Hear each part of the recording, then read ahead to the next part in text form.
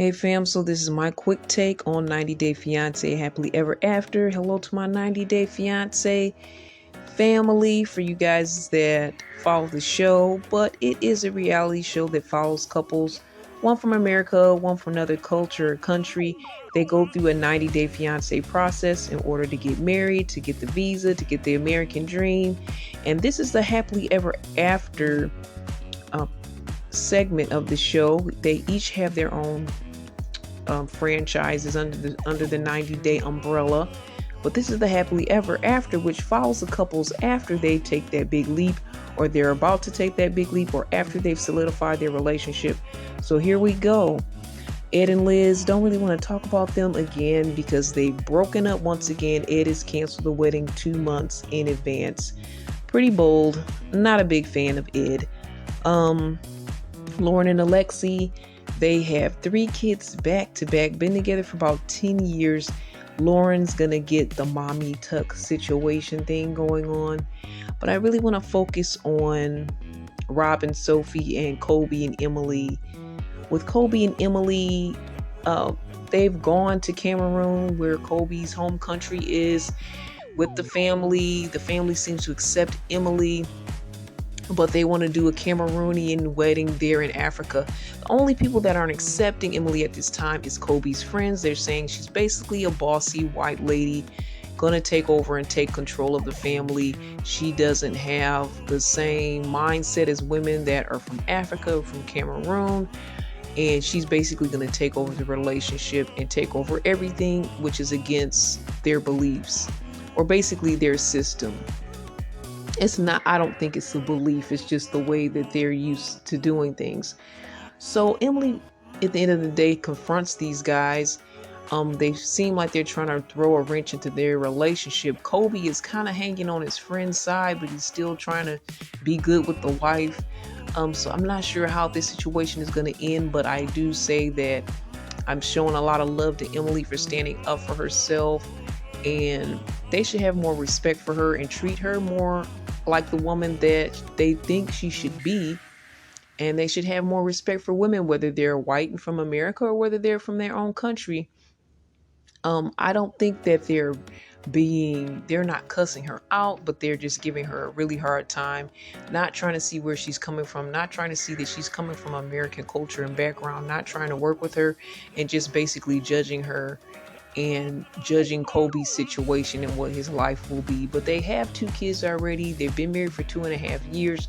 So I don't think Kobe will be foolish enough to let his friends break up his marriage. Emily doesn't even want them at the Cameroonian wedding that they're supposed to have. They're married, but they haven't been married in Cameroon, and the family wants to see that happen. So I give love to Emily, and hopefully she's able to get through this. Hopefully Kobe kind of has her back a little bit more. I don't like the way Kobe doesn't have his own wife's back, and he could be a better middleman than he is. He's more, on his boy's side, he's saying basically, my friends are coming to my wedding no matter what. I'm not going to get married and my friends aren't going to be there. Well, then maybe you can put the olive branch out there. Maybe you can unite them. Maybe you can make things better so that this can be a beautiful day, not only for your family, your people in Cameroon, but for your wife and her family as well, and your new family.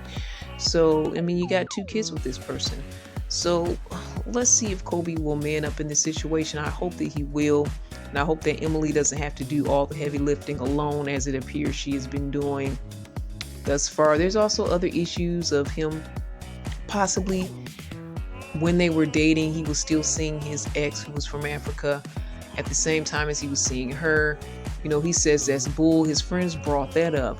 So his friends are really trying to kind of mess him up, and I don't think he sees that. I think he's still on his friend's side for whatever reason.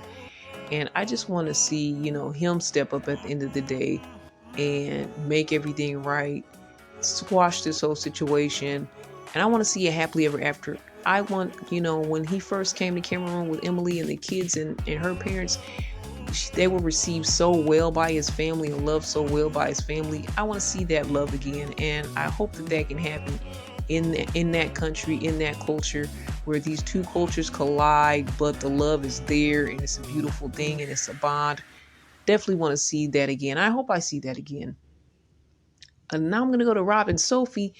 They're very messy. They're very childish. They're very, being like kids again. And they're each other's first loves. And honestly, it seems like they weren't ready to get married. Especially Sophie now. She's only 24. She was 23 when this whole thing started on the original 90 Day. Now we're following their happily ever after journey. She tells us she's bisexual. She tells us at this time her and Rob have been in and out with their relationship so much because of his online cheating, connecting with other women online, looking at their sexual videos.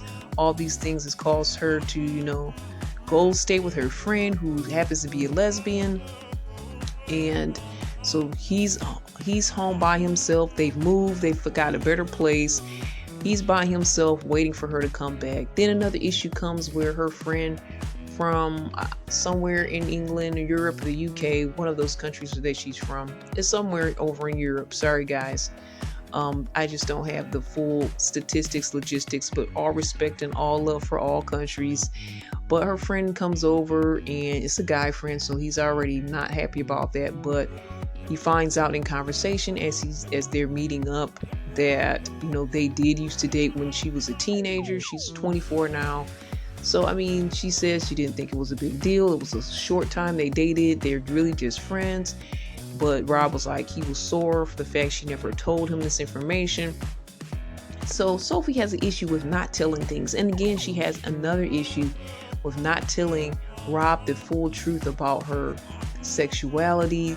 She said she never explored her bisexual side, so she's never explored this side with women, but she lied about that. As her friend kind of questions her and says, okay, Rob and Sophie, they're now trying to make it work. She moved back in with him after the whole fiasco with the friend coming over, and they've gotten through that, so they're back in the same house together trying to make it work. But her friend who she was staying with, who's also a lesbian, was like, how's everything in the bedroom with you and Rob? How are things going now that you're back together? And she admits it's been 6 months. Ever since they've gotten married, there's been no sex. And why? Not really sure the situation of why. She seems like she doesn't know why, but she was very reluctant to tell the truth on this. And her friend kind of pulls out this information about her saying, her friend's like, well, have you explored the other side of being with women and all that? And she said, well, actually, I haven't as far as dating, but I have been sexual with women.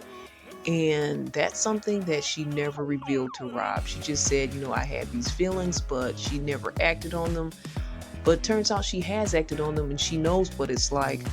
And she's kept that from her now husband. And she had plenty of time before to tell him the truth, the full truth, nothing but the truth, because she told him that she had those feelings. So why did she not just pull the full bag out?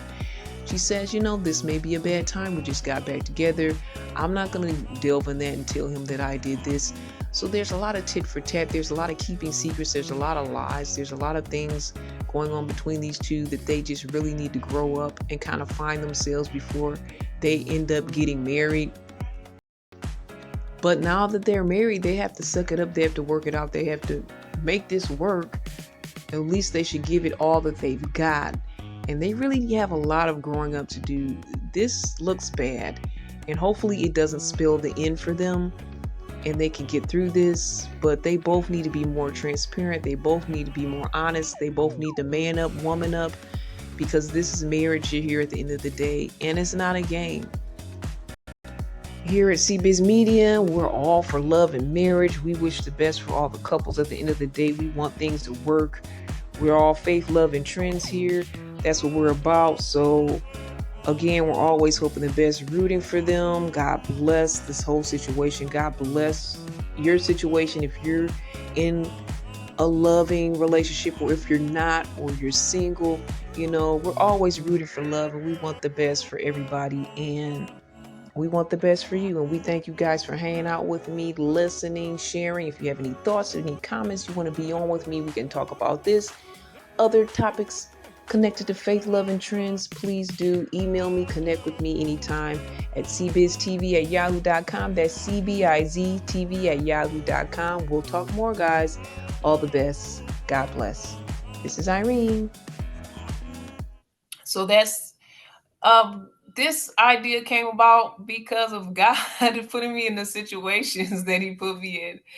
That I said, okay, I could take this situation and just have this negative tone on it and just feel bad about it, or I can take it and learn from it and assess and share it with others that may be able to connect or may be able to learn from it as well. So being put in certain positions is basically how this whole thing came about. I'll be ready in 2 years. My family knows nothing about you. Honestly, I'm entangled.